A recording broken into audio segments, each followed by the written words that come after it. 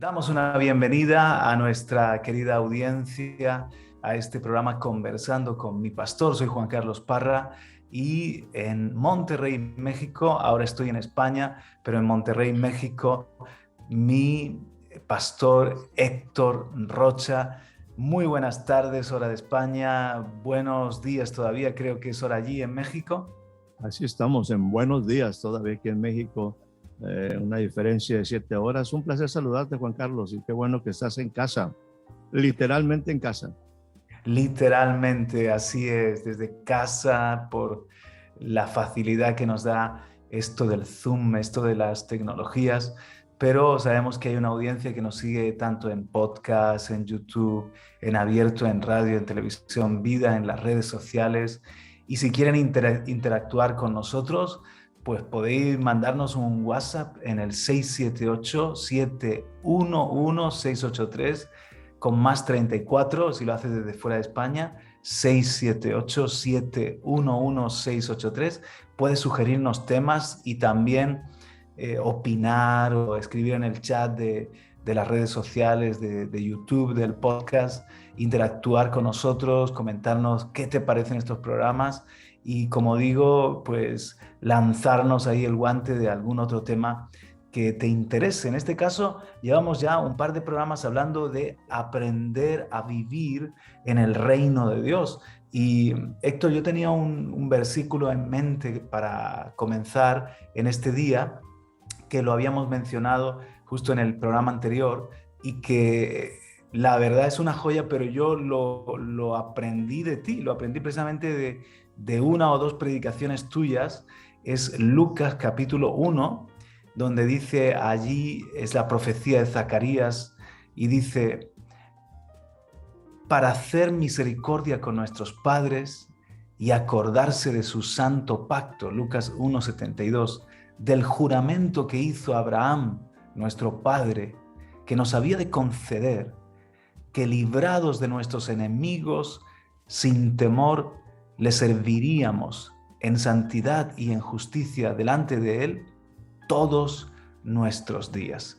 Y esto viene en el contexto de la venida del Mesías, de que envía a Juan, van a ser Juan el Bautista el que prepara el camino, pero van a ser el poderoso Salvador. En el verso 69 así se le llama, el poderoso Salvador. Y aquí, bueno, aquí hay mucho para desmigar, mucho material para meditar, pero es una promesa de una calidad de vida. ¿Qué te parece a ti?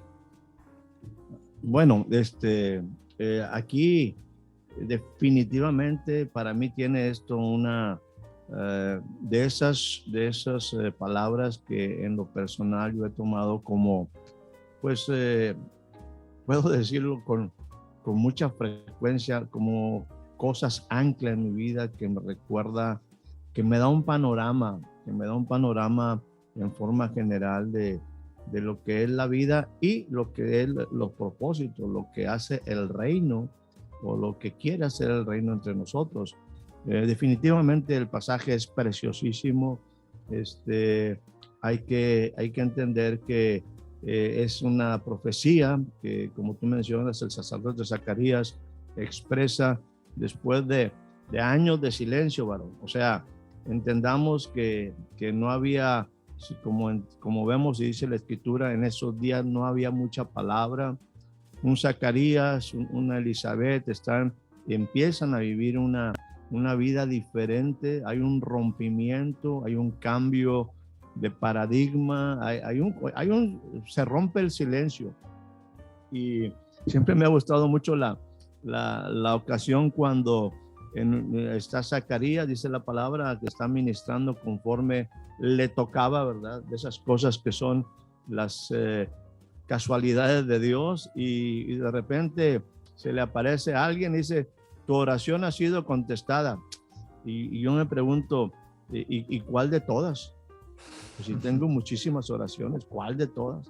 Pero la verdad, yo creo que hay oraciones esenciales. Hay muchas cosas que pedimos, hay muchas cosas que platicamos con Dios, pero hay cosas que son fundamentales, hay cosas que son realmente centrales.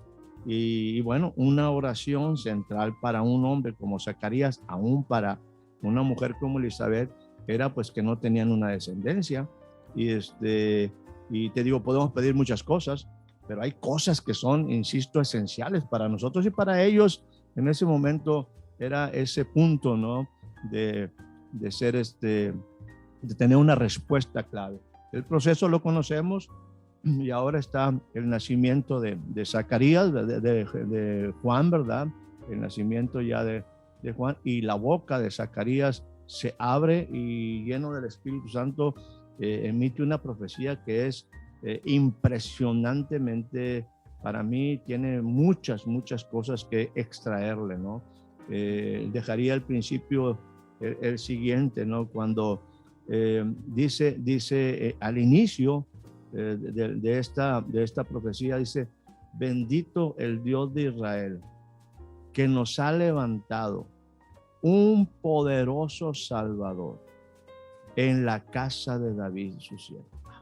Eso es una expresión, pues, tan bonita como es el castellano, ¿verdad? Me refiero el idioma, son esas expresiones que salen del corazón con una elocuencia, con palabras, déjeme usar el término, elegantes, pero con palabras llenas de fuerza del Espíritu. Bendito, o sea, su boca se abre después de estar tanto tiempo cerrada, su boca se abre y dice: bendito sea el Dios de Israel. Fíjate, que ha visitado y redimido a su pueblo. Sí.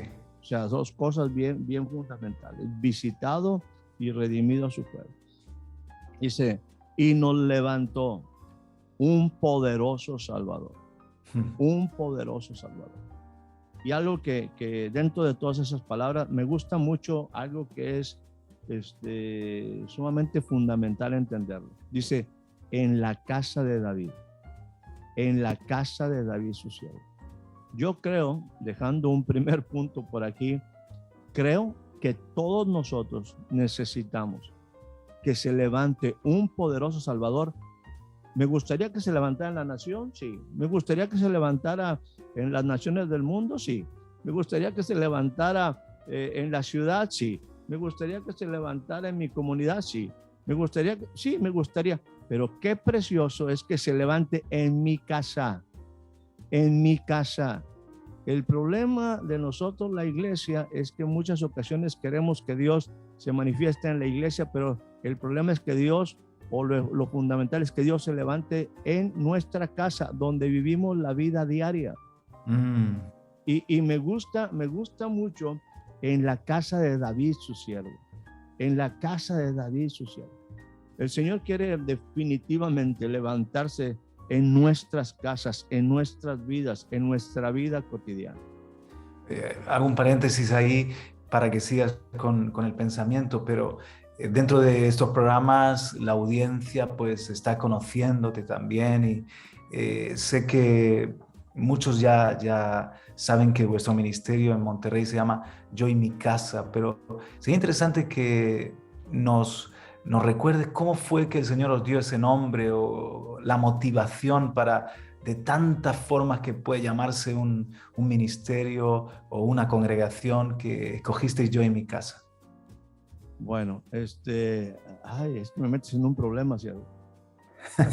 Acuérdese de esto.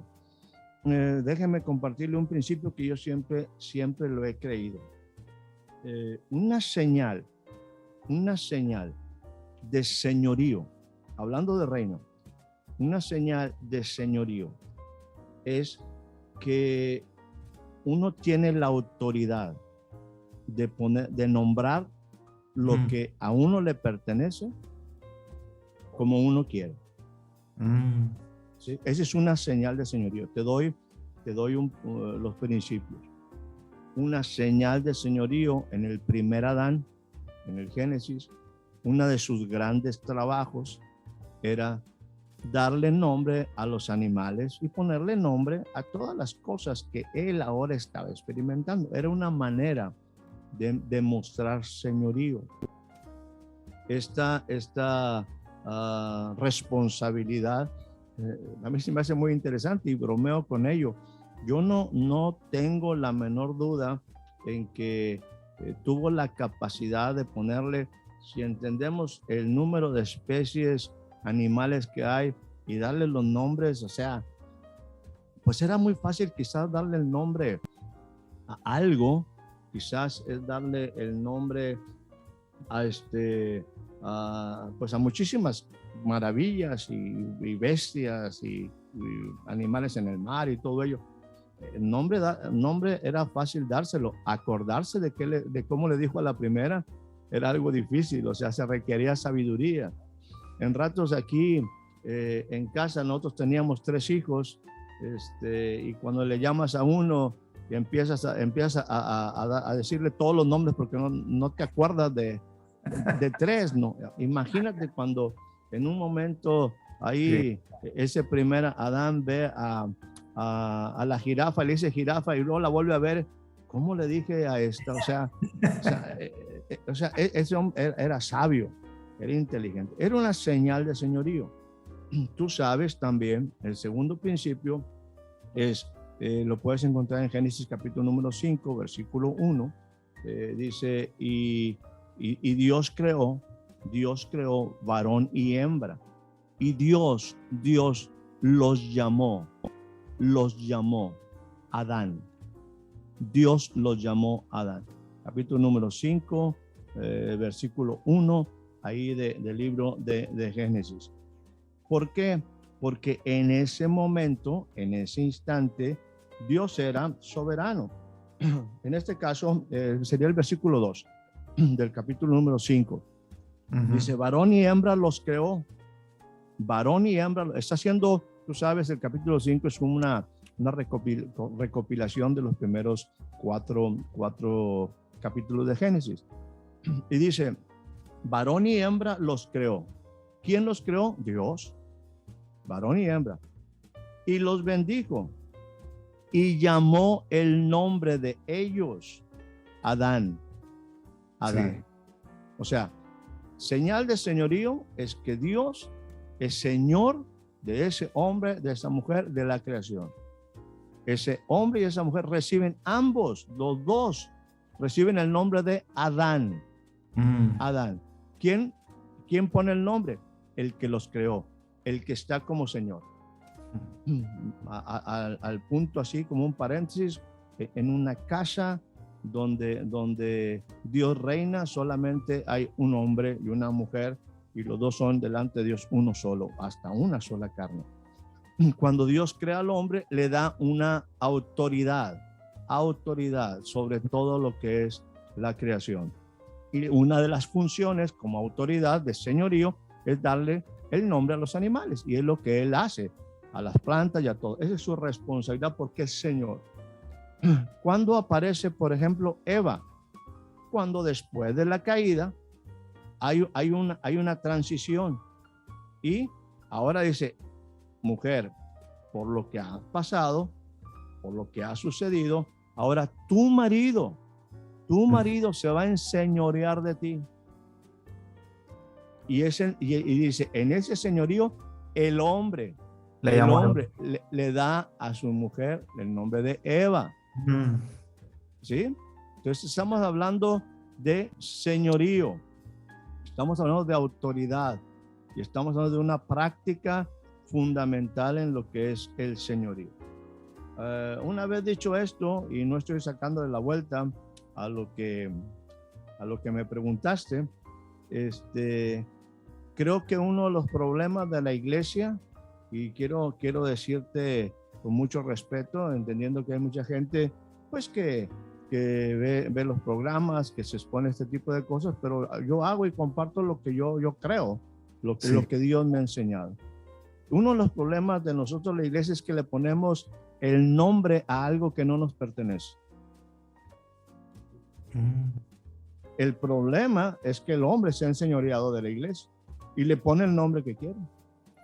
Wow. La iglesia es la iglesia. Y el problema es que nosotros, los hombres, le ponemos nombre a algo que no nos pertenece. Nosotros somos la iglesia. Somos el cuerpo de Cristo. Entonces, bajo este pensamiento, yo dije, yo jamás le voy a poner nombre a la congregación, jamás, jamás de los jamases, porque no es mía, no me pertenece, yo no soy señor de ella, yo funciono en ella, yo no soy el pastor, yo soy un pastor. Entonces, pero bueno, esas cuestiones se oyen bien en el sentido espiritual. Me voy a un concepto o a una situación que en un momento nos vemos envueltos aquí en México, donde las iglesias empiezan a ser reconocidas legalmente por el gobierno, cosa que no sucedía. Esto aparentemente sucede como en el año 97 aquí en México, 95, 96, 97. No había una personalidad jurídica. Entonces, cuando llego yo ante ellos con mis pensamientos cristianos de reino, digo, yo no le voy a poner nombre a esto. Y dicen, bueno, pero ¿cómo se llama? Pues es que entiéndame, yo no le puedo poner nombre. Y se lo decía muy claro. Lo mismo nos sucedía en el local donde estábamos, en el hotel donde estábamos. ¿Qué nombre le ponemos? Digo, pues no puede poner ningún nombre, pues que yo no tengo un nombre. No es mía la iglesia. Yo no puedo enseñorearme sobre ella, pero entiéndeme, compartiendo con gente pagana. Ellos pusieron, bueno, le voy a poner ahí familias cristianas. Está bien, póngale lo que quiera. Usted póngale, nomás rénteme el lugar. Pero con gobierno tenía que poner un nombre. Entonces yo dije, bueno, pues centro familiar. Somos un centro de familia, somos un colectivo de familia, somos un colectivo de creyentes. No, pues esos hay muchos. Ay, pues qué complicado. Y en ese instante, pues me dice, pues póngale algo más. Pues mire, yo aquí, el responsable de mi familia soy yo. Y no sé si en España lo tienen este tipo de, o en otros lugares del mundo, ¿verdad? Sé que estos programas llegan a muchos lugares, pero en México decimos, nunca digas tú, primeramente tú, sino pon a los demás por delante. Claro. Porque es una cuestión de vamos a decir, de protocolo, de cuidado. No puedo decir yo primero. Y yo creo que Josué sí entiende eso. En el caso de Josué, el hombre bíblico, la responsabilidad de mi casa soy yo. Y decimos en México, alguien puede decir, el burro por delante, sí, el burro por delante. Yo soy responsable de lo que pasa en mi casa, de lo que sucede en mi casa, de lo que sucede en mi lugar de dominio. Yo soy responsable, el burro por delante. Yo dije, bueno, yo y mi casa. Y me pareció, pues póngale, no hay nada, pues póngalo así. Y así quedó. Y quedamos como yo y mi casa, pero tiene un fundamento, tiene un porqué. Uno es que la responsabilidad de mi casa soy yo. Yo soy cabeza en mi casa. No es mi mujer, no son mis hijos, yo soy cabeza. Y yo soy responsable. No estoy hablando de una forma autoritaria, estoy hablando de una responsabilidad, asumir una responsabilidad. Sí. Y en el caso de la educación, en el caso de lo que es una paternidad en forma completa, yo soy responsable. Yo asumo una responsabilidad. Y espero que Dios me dé la capacidad para cumplir esa responsabilidad, las habilidades para cumplir esa responsabilidad. Y así nace yo en mi casa, en una manera. Te digo, creo que algo que yo quería evitar por sobre todas las cosas era ponerle un nombre a la iglesia, porque eso implica, insisto, es el problema de los pensamientos, implica desde mi forma de ver un ejercicio de señorío sobre ella. Y yo no soy señor de la iglesia, yo soy un siervo en la iglesia. Entonces, la iglesia tiene un nombre, ¿verdad? Me refiero a que es la iglesia en sí, cuerpo, aquella que es, lo platicamos por ahí, ¿verdad? Aquella que es la plenitud, fíjate, aquella que es la plenitud. La iglesia es la plenitud de aquel. La iglesia es la plenitud de aquel que todo lo llena en todo. Este es un círculo muy interesante, y es lo que expresábamos la vez pasada. Entre tanto, Él se hace todo en mí, en todas las áreas, en todos los aspectos. Yo empiezo a ser una parte de Él. Yo llego a ser la plenitud de aquel. Aquel me necesita para ser pleno, increíblemente, ¿no? Tremendo. Somos el cuerpo. Él es la cabeza, no somos el cuerpo. Digo, no creo, Juan Carlos, no Hay tantas cosas hoy en lo que llamamos esta maravillosa iglesia que está aprendiendo. Yo no me puse, ay Señor, muéstrame cuál es el nombre que quiere. No, es que el Señor quiere que le ponga yo en mi casa. No andes ahí con cuentos. Héctor, no andes con cuentos. Asume responsabilidad y súmate a mi iglesia. Mi iglesia tiene un nombre, no tienes que andarle poniendo nombre tú. Buenísimo. Y en esa lógica... Un poco extenso la respuesta, pero tiene un porqué. Por eso para mí es importante explicar, porque tiene un porqué. Sí. Así son las cosas. Como hemos dicho, Juan Carlos, lo hemos compartido. Por ejemplo, Dios puso un huerto en Edén. Ese huerto no lo hizo el hombre, Dios lo diseñó. Dios diseñó ese huerto en Edén. No lo creó el hombre. En el caso particular del tabernáculo, tú sabes, Dios le dijo a Moisés, este es el diseño, así es el diseño.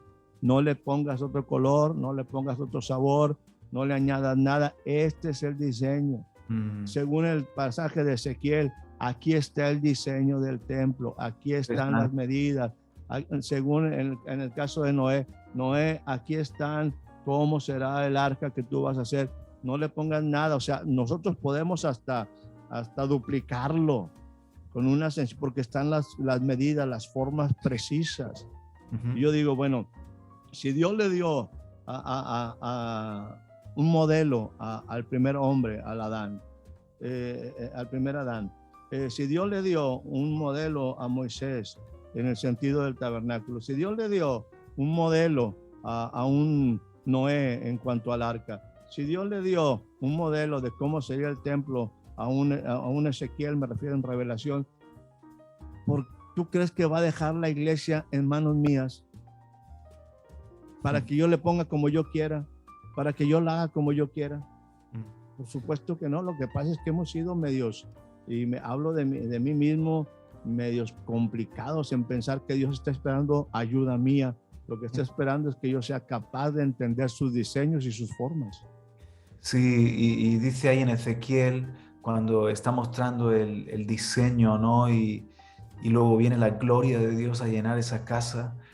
Dice, esta es la ley de este monte, de este templo, de este santuario. Dice, todo su territorio, esta casa y todo su territorio alrededor es santísimo, ¿no? A mí me pone a temblar, porque incluso el Señor les reprocha que dice, vosotros habéis levantado vuestras paredes junto a mis paredes. O sea, en medio de mi casa santísima, mi diseño, habéis levantado vuestras estructuras, ¿no?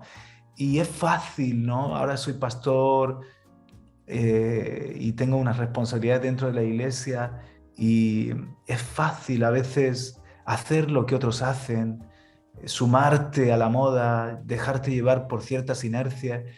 Y de vez en cuando el Señor me para y me dice, pero eso que estás haciendo, eso me habéis consultado, está en mi corazón, es mi plano. Fíjate en todos los casos que tú has dicho, en el monte recibían el plano, o sea, en la presencia de Dios recibían los diseños, ¿no? Y lo ves con Noé en una comunión con Dios, lo ves con Moisés allá en el monte metido en la nube, lo ves con Ezequiel en una visión, una experiencia con Dios, en fin, con el mismo David y tal, que el Señor les, en un momento de comunión, porque dice que la comunión íntima de Jehová es para los que le temen, y a ellos Dios les dará a conocer su pacto, que yo entiendo ahí su propósito, entiendo ahí su plan, entiendo ahí lo que está en su corazón hacer. Entonces, aplicándolo a mi vida, indudablemente Dios nos ha dado señorío, gobierno, pero podemos ejercerlo haciendo nuestros planos, haciendo nuestros diseños, llamando las cosas con nuestros nombres, con los nombres que se nos ocurren, o podemos ir al Señor y decir, por ejemplo, con nuestros propios hijos, Señor, si yo reconozco que son tuyos y yo solamente soy un administrador, ¿cómo quieres que se llamen estos muchachos? Me puedo equivocar, pero si yo los nombro, a lo mejor parecen míos, pero si al menos te lo consulto a ti, reconozco reconozco que tú eres el Señor y el creador de sus propias vidas, ¿no? Y es un vivir así, cada uno en nuestra escala y en nuestra responsabilidad, reconociendo ese reino en casa, ese gobierno de Dios en nuestro día a día, en lo que Él nos ha confiado. Hasta en los mínimos detalles. Yo comparto eso que tú estás expresando, diciendo, yo no le puse a ninguno de mis hijos mi nombre, con la pura cara basta, o sea, no, o sea, ¿para qué me meto en complicaciones? Tú sabes, mi hija se llama Betsabé, en el caso de el hijo varón segundo es Job Israel, y el tercero es Josué Caleb. Entonces, ninguno se llama Héctor, tío. Ya con la pura cara basta. ¿Para qué hago más problemas? Ya hay bastante herencia ahí. Sí. Ahora fíjate, me gusta lo que expresas ahí en el caso de Ezequiel. Dice, esta es la ley de la casa. Esta es la ley de la casa. Ahora, tú has mencionado algo que es sumamente fuerte en todas esas experiencias de la gloria de Dios. ¿Cómo iba?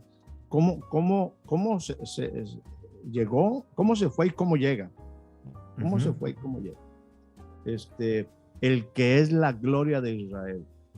El que es la gloria de Israel. La gloria de Israel se manifiesta en tres cosas muy específicas. ¿Qué significa gloria? En el sentido de, vamos a decir, la vida cotidiana. Yo puedo tener un montón de experiencias de la gloria de Dios y ver la gloria de Dios y sentir la gloria de Dios y pedir la experiencia de la gloria de Dios llenando nuestra vida. Pero en la vida cotidiana, en la vida diaria, la gloria de Dios para mí se manifiesta en tres cosas. En tres cosas. En victoria, en fortaleza y en eternidad. La gloria de Dios se traduce a la vida diaria en mi victoria, mi fortaleza interior y la trascendencia, la eternidad. Esa es la gloria de Dios manifestada.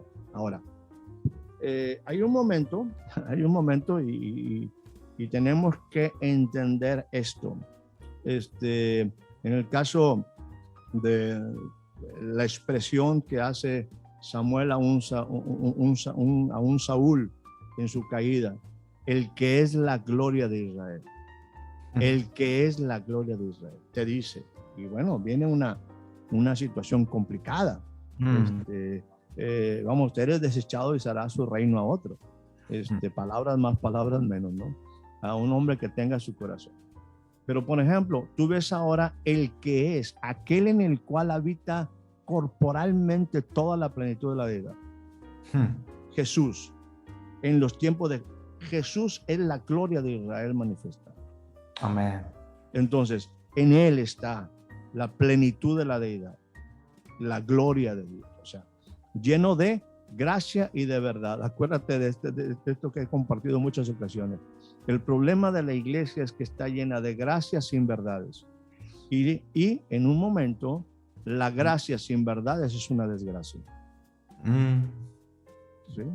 La gracia sin verdad. Jesús venía lleno de dos cosas. No está vacío. Viene lleno de gracia y de verdad. El problema es que nosotros estamos llenos de gracia sin verdades.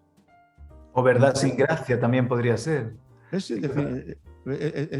una cuestión ahí de cómo lo quieras plantear, ¿no? Pero la realidad es que se constituye en una problemática el que solamente es maravillosa la gracia, las abundantes riquezas de su gracia, las requerimos, la gracia del Hijo, el amor del Padre, la comunión con el Espíritu Santo, todo eso es maravilloso. Bueno, Jesús es la gloria de Dios manifestada. Ahora, esa gloria manifestada llegó al templo en Jerusalén. Ya estamos hablando prácticamente del final. Estamos hablando del final del ministerio de Jesús. Y están los discípulos por ahí. Y le dicen los discípulos a Jesús, ves estas piedras, ves este templo, ves la grandeza de todo esto. Jesús les dice, ¿sí? De esto no va a quedar piedra sobre piedra. Y en ese momento, date cuenta, en una forma física, la gloria de Israel salió del templo y no volvió. Jesús salió del templo que había sido hecho para él cueva de ladrones. Es muy interesante esa expresión, cueva de ladrones.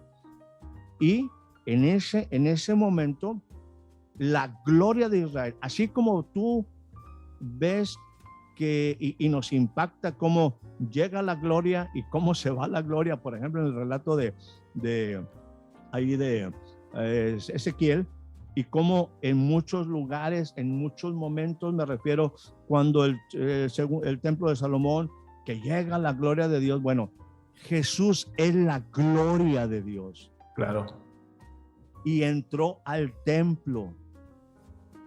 El asunto es que los que están en ese lugar físico llamado templo no se dieron cuenta de quién era Jesús, no pudieron reconocer. Y la gloria de Israel, la gloria, la victoria, la fortaleza y la eternidad del pueblo de Israel sale y no vuelve. Y según lo que me dice en las mismas palabras de Jesús, y esto también hace una referencia a lo que dice por ahí, creo que Isaías 28, dice, la piedra, dice, hay un problema con ustedes. Nunca leyeron la escritura, que la piedra que desecharon los edificadores ha venido a ser la piedra del ángulo. O sea, no cometan el error de estar edificando sin la piedra angular. No se equivoquen. Hay una piedra, y esto ha sido hecho por el Señor. Y debe ser maravilloso a nuestros ojos. Maravilloso. Debe ser algo que, wow, así, entendamos. La piedra, pero entiendan algo. La piedra que desecharon los edificadores, los que estaban construyendo una nación, una familia, una nación, un reino, desecharon la piedra. Dice, por lo tanto, porque ustedes no entendieron que la gloria de Israel se fue. Déjame decirte, la gloria de Israel salió del templo.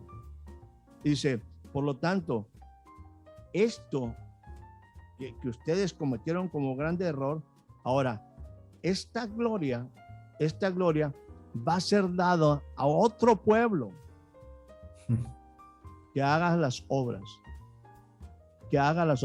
Por lo tanto, la gloria de Israel se les quita y es dada a otro pueblo. Y ese otro pueblo somos nosotros. Tremendo. La gloria de Israel, la victoria, la fortaleza y la eternidad salió de Israel. Y es dado a otro pueblo que realmente valore la presencia, reconozca a Jesús, reconozca que Él representa al Padre, que Él manifiesta al Padre, que Él envía al Espíritu Santo. Entonces, ahora la gloria de Israel está en nosotros, en la casa, en otra casa, en otro pueblo. Dice literalmente la Biblia, lo voy a dar a otra gente que haga las cosas. Y que comienza, para que nadie piense que somos contrarios a lo mesiánico, a lo que Dios quiere hacer con los judíos, comienza precisamente con un remanente de Israel que creen en el Mesías y que son circuncidados no solamente físicamente, sino en el corazón, judíos interiormente, en pacto con Dios por esa fe en Jesucristo. Entonces dice, no me avergüenzo del Evangelio porque es poder de Dios para salvación del judío primeramente y también del griego. Ese nuevo pueblo es de toda tribu, lengua y nación, y primeramente a los judíos, porque Jesús vino primeramente a las ovejas perdidas del pueblo de Israel, y creemos incluso que, según leemos en la palabra, va a haber un momento de un despertar en Israel o de un gran mover de Dios, que ya hay unas lluvias primeras, tempranas, pero yo espero que mucho más haya un lamento cuando se den cuenta de que el Mesías que están esperando ya vino y le dieron la espalda y no creyeron en él, ¿no?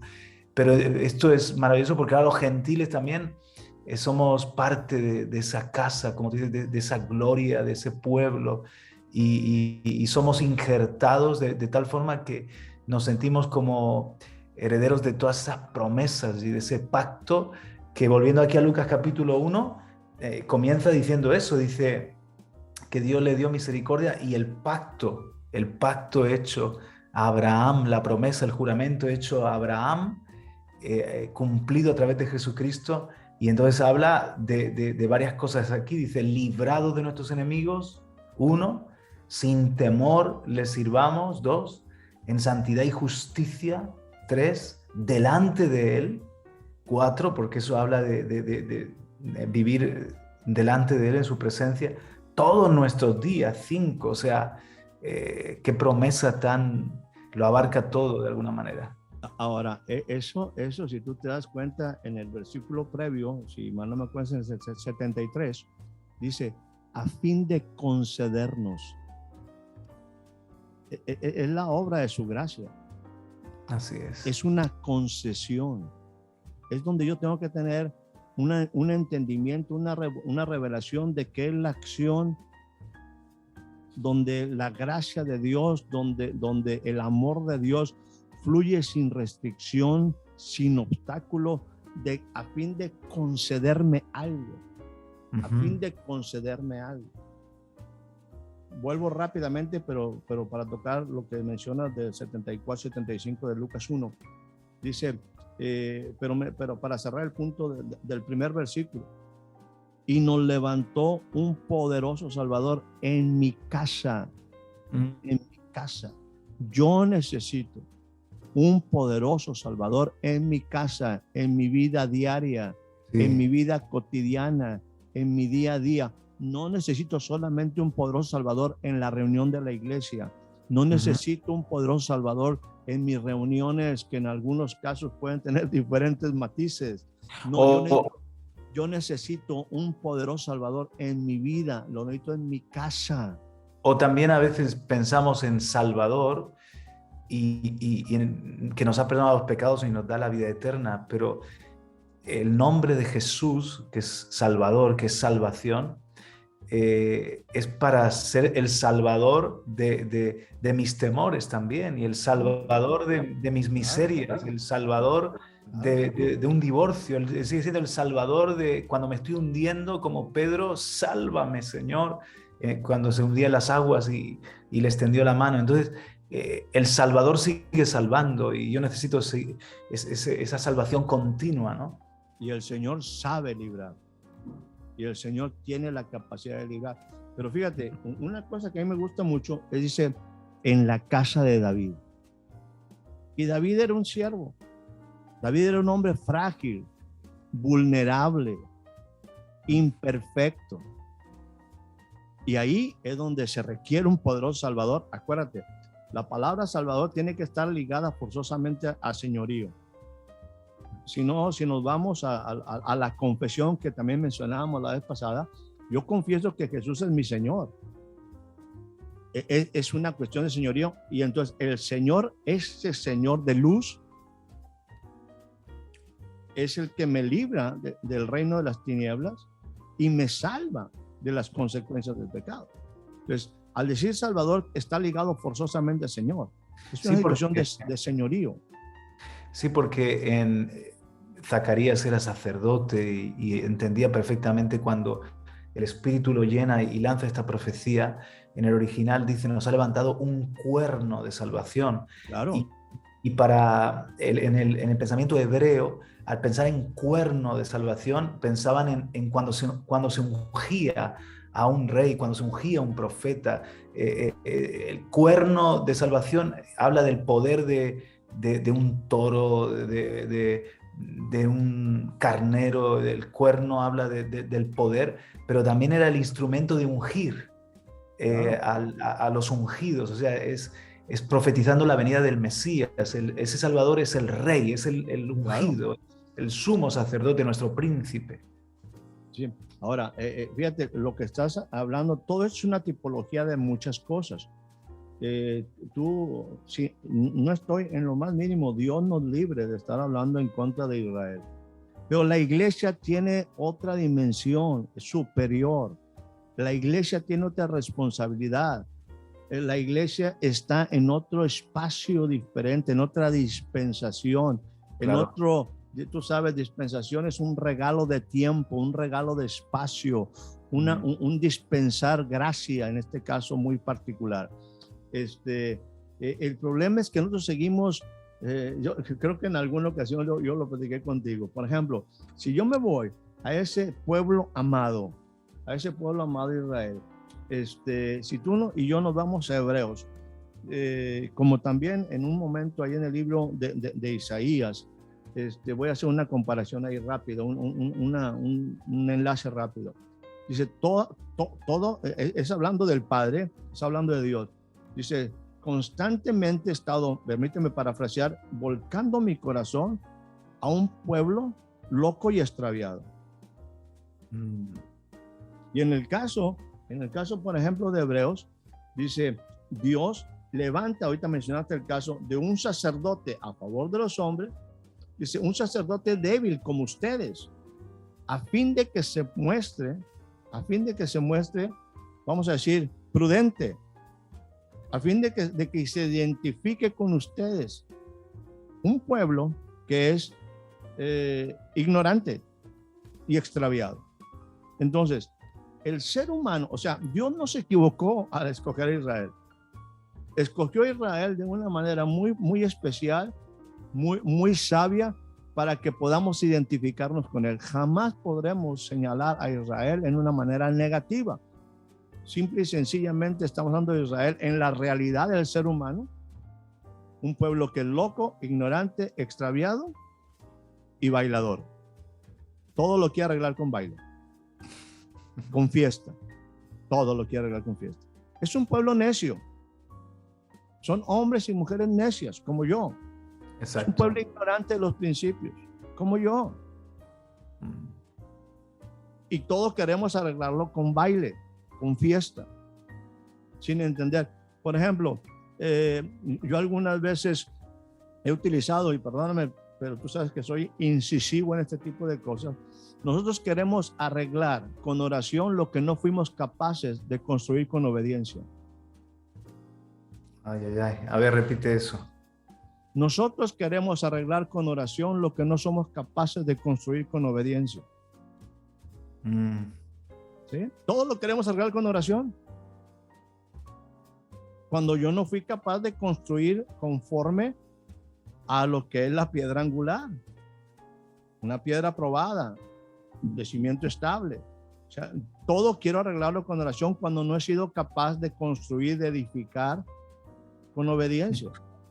Entonces, por ejemplo, en el caso y tú lo sabes, Hebreos me dice que ahora hay un nuevo sacerdocio según el orden de Melquisedec. ¿Y qué es lo que hacemos nosotros? Seguir el sacerdocio conforme Leví. Hay un nuevo sacerdocio.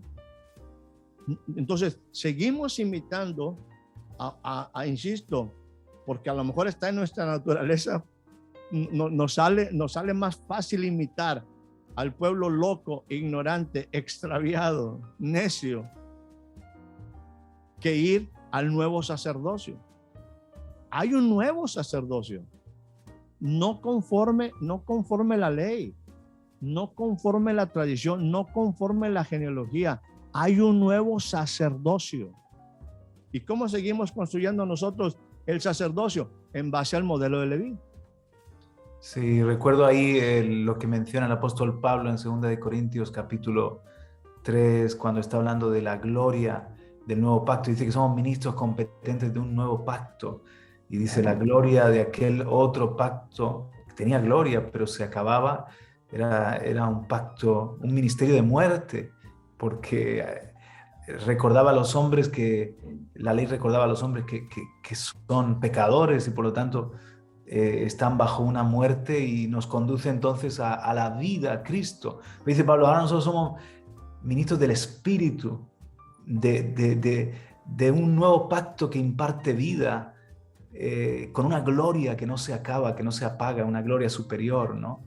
Impresionante la dignidad a la que Dios nos ha llamado, y esto antes, en el caso de Leví, era como para unos pocos escogidos. Ahora es que todos los que creemos, todos los hombres y mujeres. Así es. Y en este sentido, por ejemplo, te leo Hebreos 5, capítulo número 1, dice, porque todos somos sacerdotes. Hay que entender, había un sumo sacerdote. Es más, tú sabes que hubo un desorden en los tiempos de Jesús, cuando estaban 2 sacerdotes. Es la religiosidad. Anás y Caifás eran 2 sacerdotes. Era imposible, porque era una cuestión política. Y alguien dijo que había muchos más porque eran a través de ciertas cuestiones ahí económicas. Yo te hago sumo sacerdote de tal lugar y te hago papa de por allá y obispo y apóstol. O sea, todo era parte de la misma cosa. Y entonces era un desorden. Había uno que era nominal y otro que era funcional. Entonces ya era parte de un desorden. Dice, esos sumos sacerdotes tomados de entre los hombres son constituidos a favor de los hombres en lo que a Dios se refiere, para que presenten ofrendas y sacrificios por los pecados. Pero mira lo que dice el versículo número 2, leo de Hebreos 5. Dice, para que se muestre paciente. Para que se muestre paciente con los ignorantes y extraviados. O sea, Dios dice, porque Él mismo está rodeado de debilidad. Entonces, tenemos el sacerdocio levítico en un buen sentido, pero dice, lo puse para ustedes porque se puede identificar perfectamente, ustedes se pueden identificar perfectamente con Él y Él con ustedes. Él es paciente con los ignorantes y extraviados. Y para mí, los ignorantes y extraviados, todos los queremos arreglar con un baile el domingo en la mañana o el miércoles, con un momento de gozo. Pero seguimos siendo ignorantes y extraviados. Ahora, ese es el sumo sacerdocio de Leví. Así Dios lo constituye. Pero Dios levanta ahora un sumo sacerdote diferente en Melquisedec. Ahora no en esta condición de hombre, sino en el poder de una vida indestructible. Entonces, ¿qué es para nosotros más fácil seguir? ¿A los ignorantes y extraviados? En lugar de ir con aquel que tiene una vida indestructible. Y esa vida indestructible se manifiesta en la casa de David, su siervo. Un hombre que, insisto, con el cual podemos identificarnos. Débil, pecador, frágil, vulnerable. Ahí Dios levanta un poderoso Salvador. Y ahí Dios nos concede, nos da un regalo. Eso es lo que mencionábamos hace ratito de voces. Habla al corazón de Jerusalén. Dile que su tiempo ha terminado. Hay espacios que nos permiten terminar. Hay tiempos que requiere, tú sabes, me viene a mi mente cuando dicen ahí algunas veces los diferentes profetas, en el día en que murió el profeta Usías, el rey Usías, cuando murió Moisés, hay alguien que debe de morir para entrar en una nueva época. Héctor debe de morir para entrar en una nueva época, en una época del espíritu, en algo diferente. Dile a Héctor, habla al corazón, dile que su tiempo ha terminado. Que su tiempo se ha cumplido, sería más preciso. Y que su lucha ha terminado. Esto es una concesión. Esto es Dios hablando al corazón nuestro. Dile que lo entienda, que lo entienda. Hay una nueva época para él. Hay una nueva etapa para él. Y así para cada uno de aquellos que abrazamos la palabra. Así para cada uno de aquellos que aceptamos las palabras del cielo, el mensaje del cielo. Hay que entender, verdaderamente hay una nueva vida. Hemos sido trasladados de las tinieblas a la luz admirable. Hemos pasado de muerte a vida. Hemos pasado de tinieblas a luz. Hemos pasado a una etapa donde hay un nuevo nacimiento, verdaderamente hay un nuevo nacimiento. Por lo tanto, yo tengo ahora que construir no conforme a los ignorantes y extraviados, y no conforme a no edificar, Juan Carlos, en el sentido de desechar la piedra angular que nos es dada. Y aquí es donde Jesús, es lo que está hablando ahora sí el sacerdote Zacarías, nos están concediendo algo. Sí, y es bien importante que librados de nuestros enemigos. Sí, librados de nuestros enemigos. Lo mencionamos. Solamente. Sí, adelante. Sí, un inciso solamente, ¿no? Para apuntalar esa idea de que a veces pensamos, ¿no?, que estar en las cosas del Señor es precisamente el, bueno, pues hacer unas oraciones, ir a la iglesia, como tú dices, una serie de bailes, una serie de prácticas que me van a solucionar el problema, lo que la cita que has hecho. Queremos arreglar con oración lo que no fuimos capaces de construir con obediencia. Y ahí está siempre la gracia, ahí está siempre el Señor. Pero el punto es que Él no solamente ha venido a traernos soluciones a nuestros problemas, sino la capacidad de no meternos en tantos problemas, una vida, una calidad de vida, una vida indestructible. Nos ha concedido su propia vida, nos ha concedido una nueva naturaleza, por eso es un pacto superior, porque no solamente Dios nos está pidiendo algo, sino que nos está dando la gracia de poder tomar la vida de Jesucristo, tomar, no desechemos, cuando dicen no desechemos la piedra angular a la hora de construir, es cuando tú quieres construir en tus fuerzas y no te das cuenta de lo que te ha sido dado, ¿no? Por eso en estos programas, conversando con mi pastor, estamos en modo aprender, porque recordamos o se nos revela lo que nos ha dado Dios para incorporarlo a nuestra vida y no querer hacer en nuestras fuerzas lo que ya nos ha sido dado por gracia, ¿no?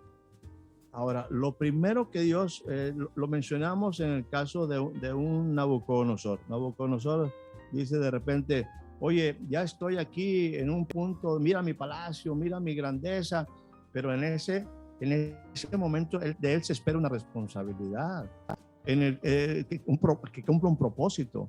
En el caso de un Amán, ya estoy sano, mi piel ahora es como la de un bebé. Sí, pero ahora, ¿qué sigue después?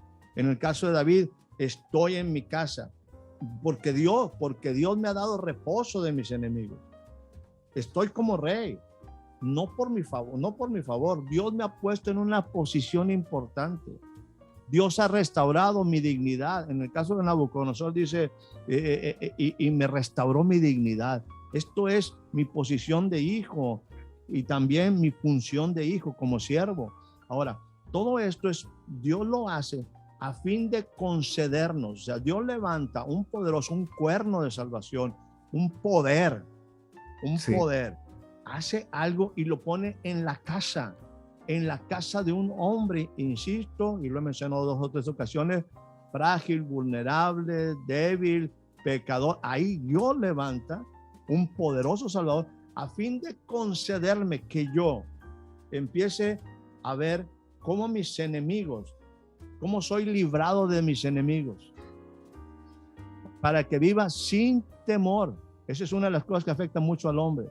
El temor, la vez pasada hablamos de las enfermedades de este siglo, lo que viene por causa de la ansiedad, lo que viene por causa de la depresión, lo que viene por causa del estrés, lo que viene por causa de la soledad.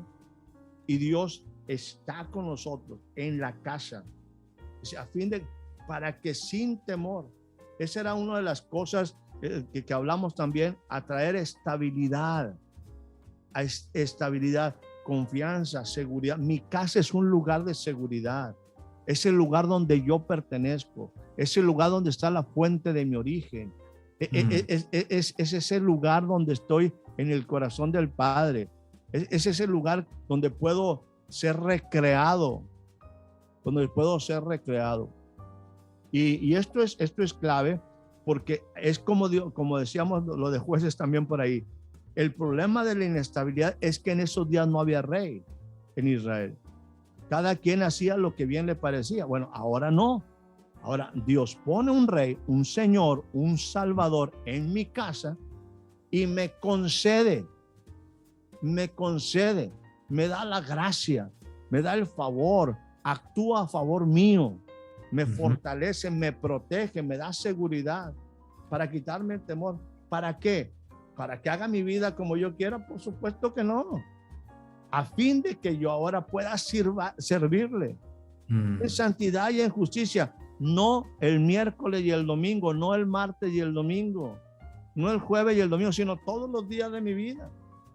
Ahora la gloria de Israel, esa gloria que sale del templo, tipificada en Jesús, y que sale para ir a un pueblo, a otra gente que haga sus obras, ese viene a mí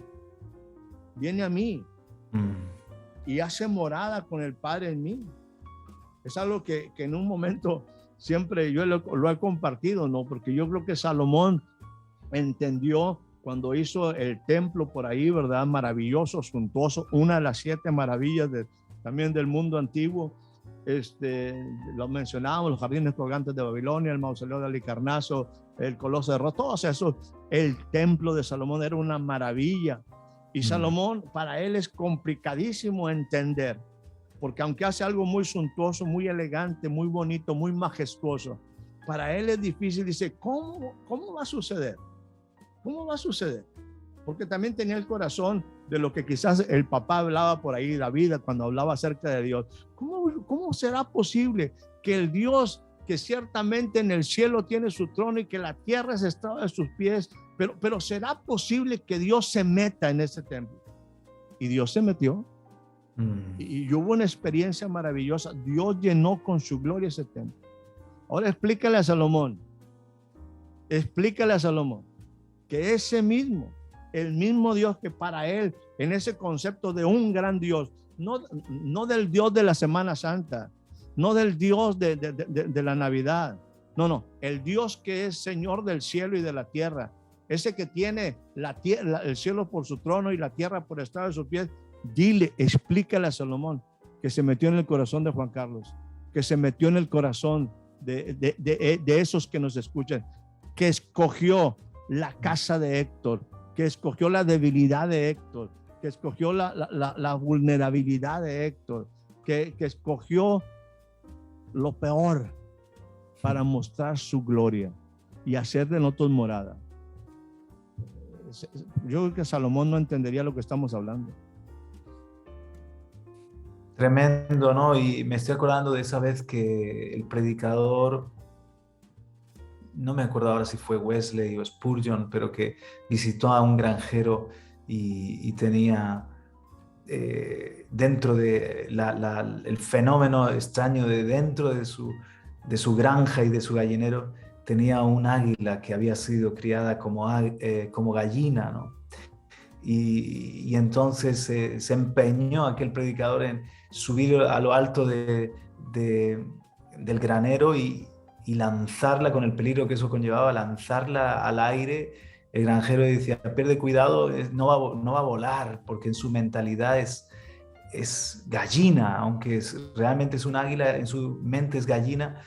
Pero después de 2, 3, 4 intentos, por fin el águila abre las alas y por el viento que acaricia sus alas, se remonta y descubre la maravilla de volar y ya no vuelve al gallinero, ya descubre una nueva naturaleza, descubre su verdadera identidad, ¿no?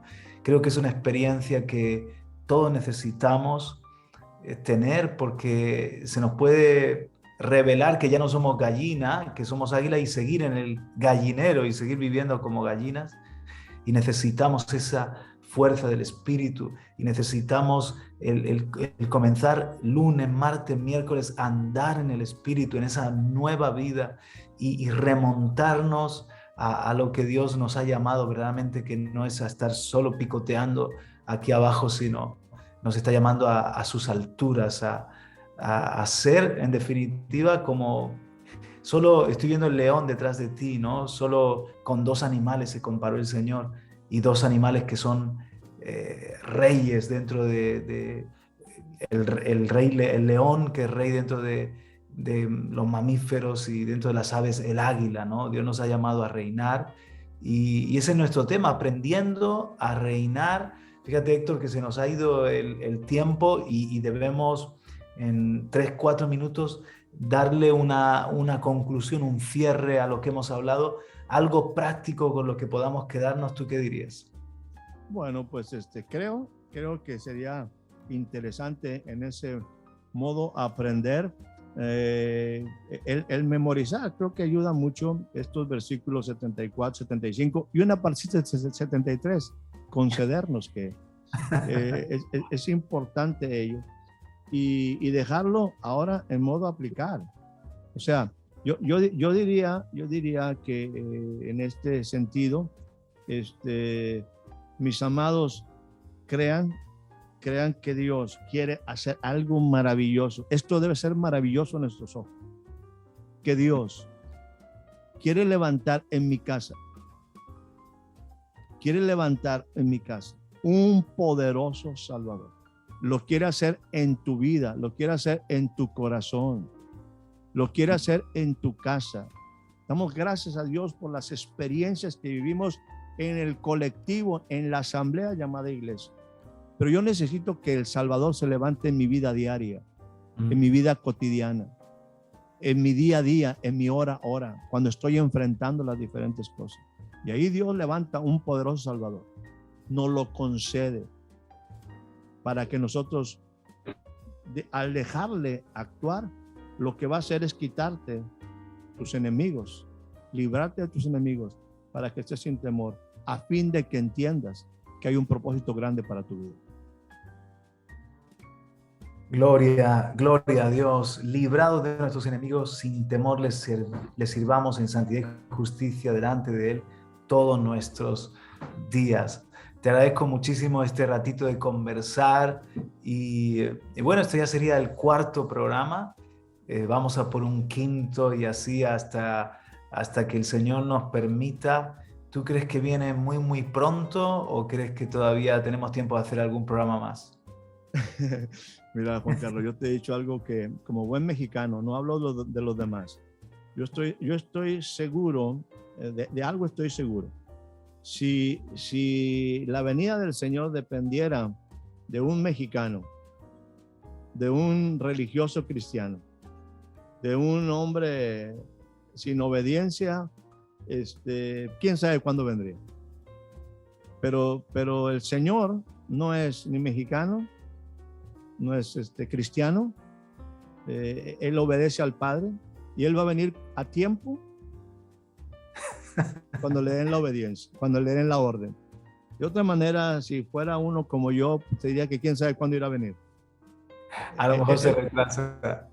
Sí, o sea, siempre habrá una excusa. No, estoy ocupado, o déjame pensar. No, creo que Él vendrá a tiempo, y él, esa responsabilidad la tiene Él. Yo cumplo mi responsabilidad aquí, Él sabe cuándo vendrá. Así es. Un abrazo muy fuerte, Héctor, y muchas gracias. Hasta la semana que viene. Un abrazo, mi hermano, y saludos a todos. Bendiciones. Bendiciones.